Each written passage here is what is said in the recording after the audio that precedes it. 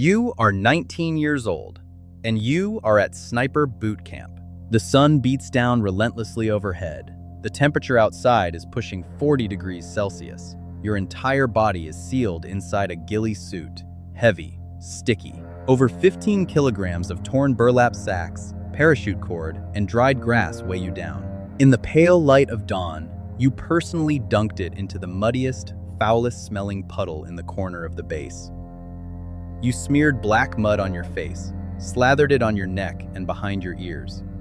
Right now, the suit reeks of damp, rotting moss, putrid earth, and stagnant water.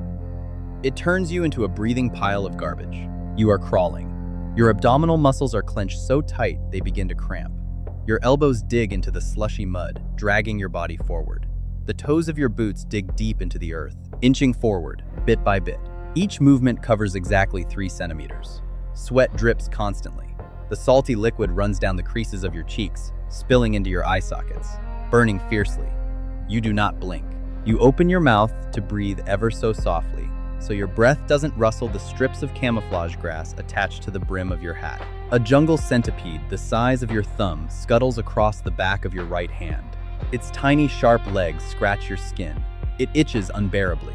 It slithers over your fingerless glove, touching bare skin. You clench your teeth. Your jaws grind together so hard that the roof of your mouth bleeds, tasting of salt. Absolutely do not move. Your nervous system must automatically freeze. There can be no startle reflex whatsoever. You let the centipede crawl up your wrist and slip into your damp sleeve. 800 meters ahead is the watchtower. Up on that rusted steel platform, the finest optical binoculars are sweeping over every blade of grass. The gaze of the instructors up there is ice cold. They are looking for anomalies, a misplaced shadow, a patch of color that doesn't blend with the environment. Even a single camouflage leaf on your shoulder trembling out of sync with the direction of the wind, just 1 centimeter off. A blazing red laser will point straight at your back. The loudspeaker will screech a single word, fail, which means packing your bags and disappearing from the camp that very night. 2 meters to your left, another rookie can't take it. A swarm of yellow flies covers his face. He accidentally reaches up to swipe at his nose. Instantly, a bright red laser dot zeroes in right on his forehead. A whistle shrieks. He is dragged out of the mud, sobbing in bitter frustration. You do not turn your head to look. You inch forward. It takes you 6 hours just to crawl a distance of 600 meters. The muscles in your entire body are locked tight. Your joints ache with a piercing pain, as if pricked by 10,000 needles. You press your chest flat against the earth. You breathe from your diaphragm, very slowly. 10 seconds to inhale, 10 seconds to exhale. Your chest cavity is not allowed to rise and fall. Your shoulders are frozen. You forget who you are. You do not remember your name. You turn yourself into a part of the swamp. You lie motionless, like a rotting tree stump rooted in the stinking mud. The grueling 6-month training course finally comes to an end.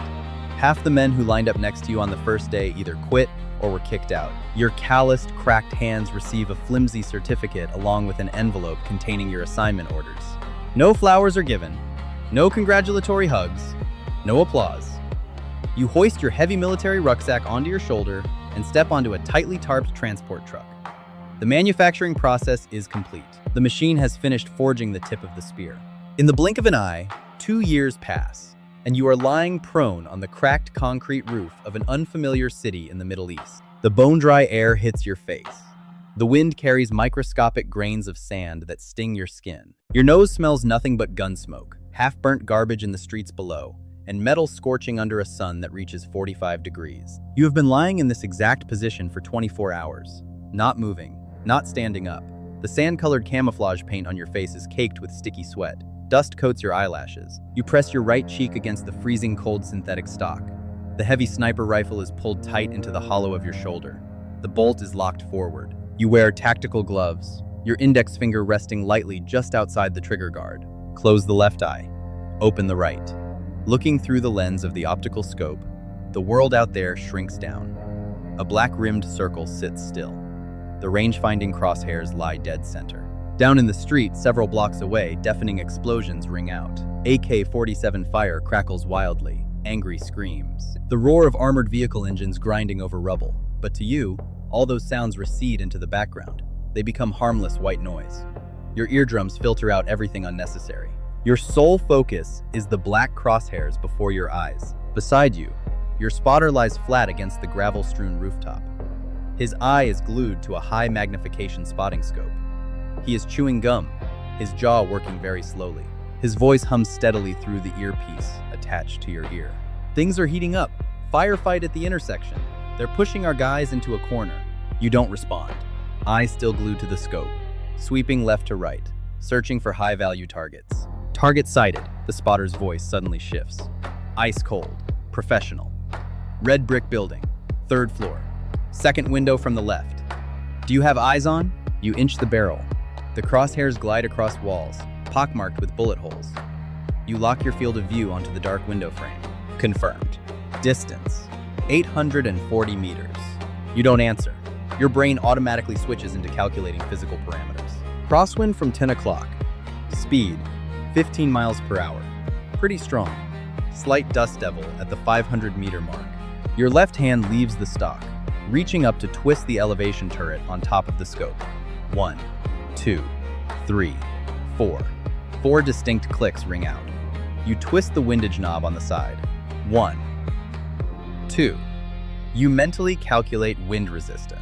Calculate the drop of a bullet weighing hundreds of grains as it travels nearly a kilometer. You even factor in the temperature of the asphalt distorting the air, creating mirage ripples in the scope. Everything, every vital variable, converges into the sensation in your index finger. In the scope, a man steps right up to the windowsill. His face is wrapped tight in a scarf, leaving only his eyes exposed.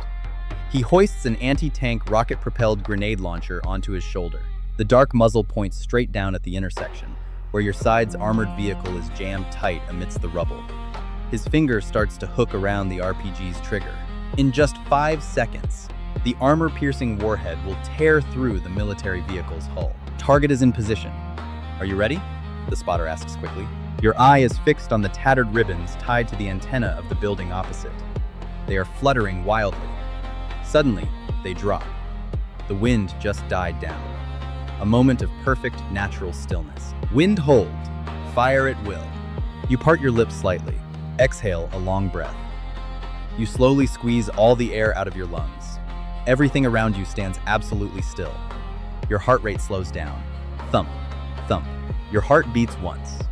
You settle into the silence right between those beats. You pull the trigger. The squeeze is smooth, straight back, solid. Foot. The rifle kicks back. The stock slams hard and painfully into the hollow of your shoulder. The massive explosion is compressed into a dry spit through the long suppressor.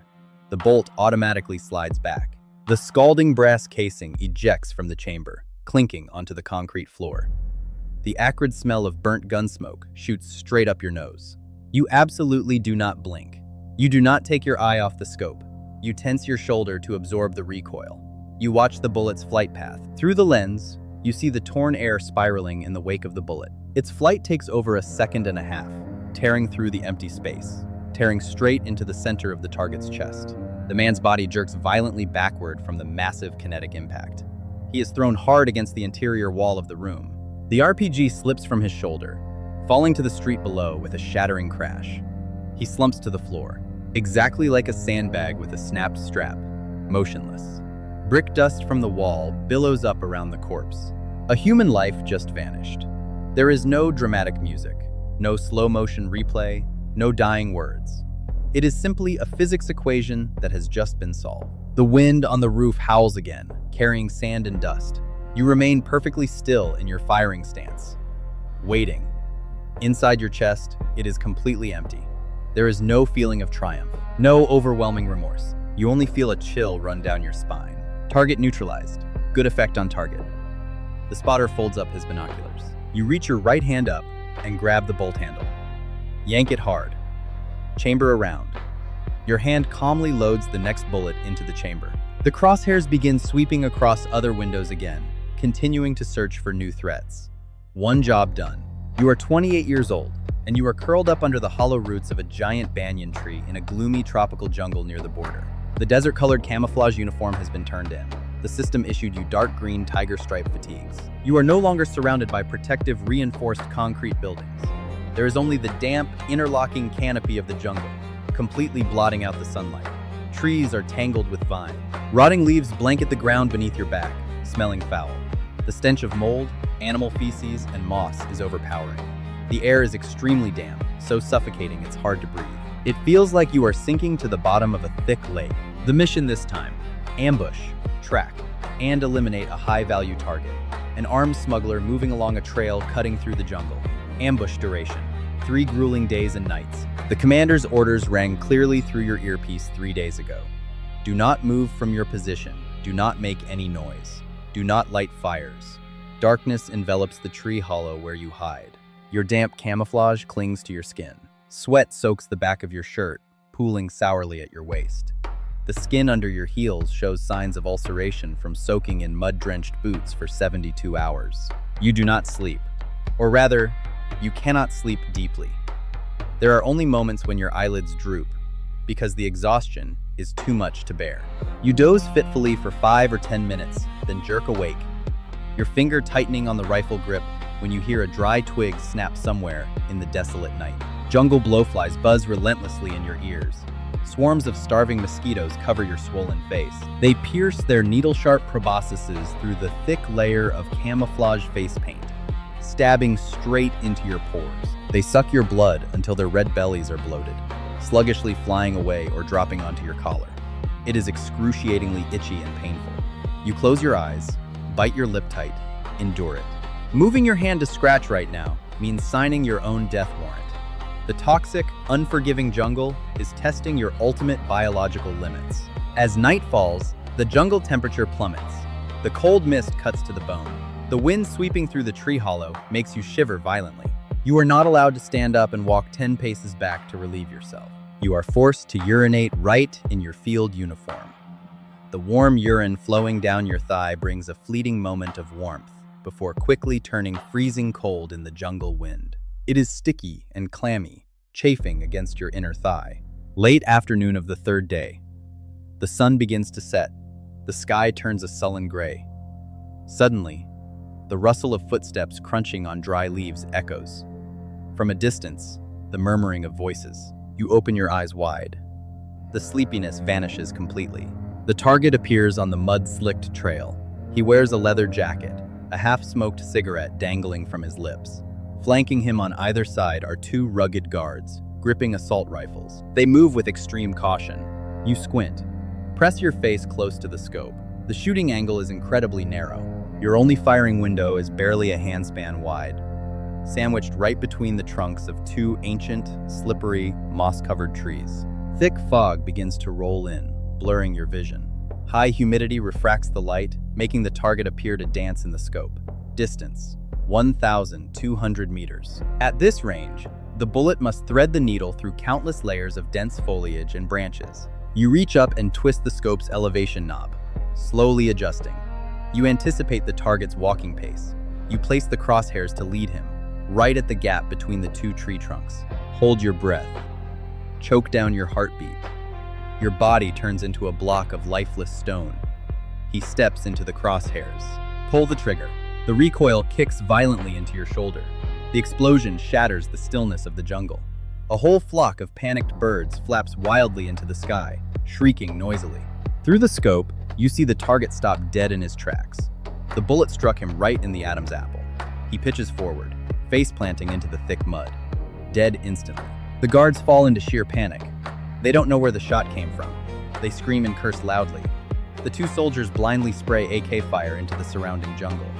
Bullets whiz over your head. Branches snapped by the gunfire rain down onto the camouflage netting on your back.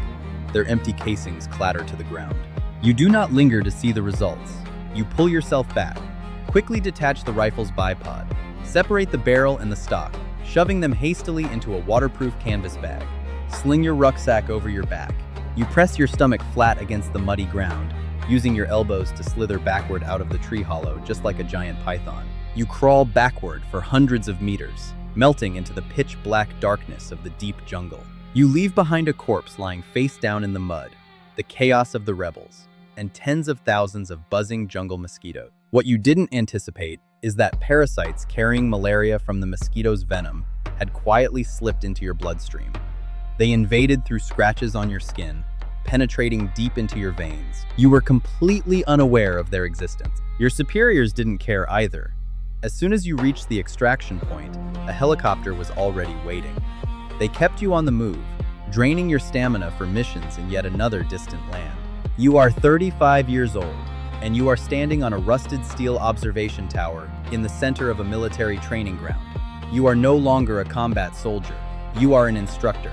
Over 15 years of pulling triggers, the explosive concussions from thousands of large-caliber rifle rounds have ravaged your hearing. A relentless ringing rings sharply in your head every night, or whenever your surroundings are quiet. The joints in your fingers are stiff and swollen. Your spine and knees ache terribly whenever it rains or gets foggy. Your left knee grinds and pops every time you climb stairs, the legacy of tens of thousands of hours spent crawling on elbows and knees across every type of terrain, from gravel to mud. The military evaluated your physical condition. The medical officer crossed out your file. They were forced to pull you back to the rear lines. Standing on the high tower, your eyes sweep down over the familiar, foul-smelling swamp. Down there, 19-year-old fresh-faced rookies are struggling and crawling. They cling to the black mud, trying to hide their large, clumsy bodies. Their eyes burn with the desire to prove themselves, yet fail to mask the panic and fear brought on by the exhausting drills. Watching their clumsiness, you see the reflection of your own self from over a decade ago. You pick up the megaphone. Your voice echoes through the speaker. Dry, strict, ruthless. Without a shred of leniency or emotion, you order your assistant to shine a red laser onto the back of a soldier who let the brim of his hat rise higher than the grass. You there, number 42, pack your bags and get the hell off my training ground. Your voice is sharp as a knife. You cross their names off the list without an ounce of pity, kicking out the ones who bury their faces in the mud, crying and begging for a 5-minute rest. You walk right down to them, kicking their boots, rebuking them harshly, harping on every single mistake, no matter how small. The wrong finger placement, breathing in a way that shifts their shoulder blades, choosing a camouflage leaf that clashes with the color palette. You have become a demon on the training ground. You are vicious, but deep down, you know exactly why. If you go easy on them here, if you allow them to be weak, they will end up leaving their corpses on a real battlefield. The enemy out there won't give them a second chance. The enemy out there aims at the ones who let the brims of their hats show. They have to go through hell here, tempering their minds to be rock hard and apathetic here, so they have the survival skills to make it back. Time passes in a rigid routine. Mornings on the training ground, evenings grading and submitting reports, until one day, while demonstrating a technique for the rookies, you look through the scope. Suddenly, your vision blurs for a tenth of a second. Your eyes begin to strain. The arm supporting the rifle can no longer maintain perfect stillness when you hold your breath. The muzzle dips slightly. Your hand trembles involuntarily. Age and the lingering effects of your injuries have come to collect their debt. The routine medical checkup takes place. The doctor shakes his head. The discharge signature is stamped in bright red ink on your file. You turn in your uniform, take off your frayed field boots. You hand over your military ID. Finally, you place your familiar sniper rifle on the armory turn-in counter. You stroke the stock one last time. You return to the ordinary life of a civilian. Wearing a bland plaid shirt and jeans, you shove your hands into your pockets, taking aimless, slouching steps down a crowded street. The air around you is noisy with honking horns, chatter, and laughter, yet you feel a terrifying silence. At 45 years old, you are curled up on a rickety bed in a drab, cramped apartment in a poor suburb. The lingering effects of the malaria you contracted in that tropical jungle near the border all those years ago have finally awakened and brought you down. The severe illness strikes without warning. The old, tightly shut room reeks of cheap medicine and mold. Relentless, shivering chills attack you, causing all your muscles to cramp and spasm in pain. The biting cold seeps deep, gnawing at your very marrow. You pile on 3 thick wool blankets, but it's still not enough to keep warm. Cold sweat pours off you like rain, soaking your pajamas and saturating the yellowed bed sheets. Your teeth chatter against each other uncontrollably. Your throat is swollen. You gasp for breath, choking in your larynx. In the months prior, when your body could still walk, you used to stroll down the aisles of the supermarket, but your eyes never focused on the brightly colored items on the shelves. You unconsciously looked up at the ceiling, automatically calculating the wind direction and the airflow coming from the massive ceiling fan. Your eyes flicked to the security guard standing at the door. You calculated the distance from the street, assessing whether the thickness of the tempered glass and the drywall was enough to stop an armor-piercing round. Occupational habits were ingrained in your flesh and blood. A sniper's alert radar still scanned frantically, operating ceaselessly within a body that was steadily breaking down. Tonight, the fever burns hot, scorching your body. The thermometer spikes to 40 degrees Celsius. Your brain begins to shut down. You slip into a state of heavy delirium. Breathtakingly vivid hallucinations pull you back in time. You see yourself huddled again in the hollow of the banyan tree roots in that mosquito-infested border jungle. Then the scene flashes to the concrete roof reeking of gun smoke and dust in the Middle East. The view before your eyes fades to black. The small circular points of light in the reticles of older optical scopes flicker out one by one. Pitch black. The strange thing is, what haunts you in the face of impending death is not the faces of the countless targets who fell under your gun barrel. There are no screams of resentment, no ghosts returning to claim your life. The military machine had brainwashed you and taught you how to package those memories, label them, mission accomplished, and toss them into the abyss of oblivion a long time ago. What is truly tearing at your mind, weighing heavily on your chest with every final breath, is the moments when you refused to pull the trigger. Those were the rare moments when you softened, hesitating and violating military protocol. The silhouette of a nameless man who had stepped into your crosshairs, but suddenly a little girl ran out and hugged his leg, and the strength suddenly vanished from your index finger. You took your finger off the trigger. You reported over the radio that the wind had shifted, and you lost the shot angle. You lied to spare his life. Those nameless people you spared that day, where are they now? Did he truly return to being an honest father, living a normal life with his family? Or, a few months later, did he strap a block of homemade C4 explosive around his waist and detonate it in the middle of a crowded market, taking the lives of dozens of other innocent civilians? Was your hesitation born of human compassion that day ultimately an act of humanity? Or a horrific disaster sown upon others? Did you save one person? Or did you inadvertently kill 10 others because of your weakness? You cough violently. Each bout of coughing drains the last shreds of your failing vitality. Your chest spasms in agony. You know perfectly well that you will never, ever get the answer to that question. That invisible torment weighs heavy on your mind. It is heavier and more agonizing than any armor-piercing bullet you ever fired. Your breathing falters, weakens. The pulse in your wrist slows, beating sluggishly. It sounds exactly like the countdown of the spotter from all those years ago, echoing in your ears. 3, 2, 1. Your heart stops beating. The scene before your eyes shrinks into a black dot and extinguishes. Everything sinks into silence.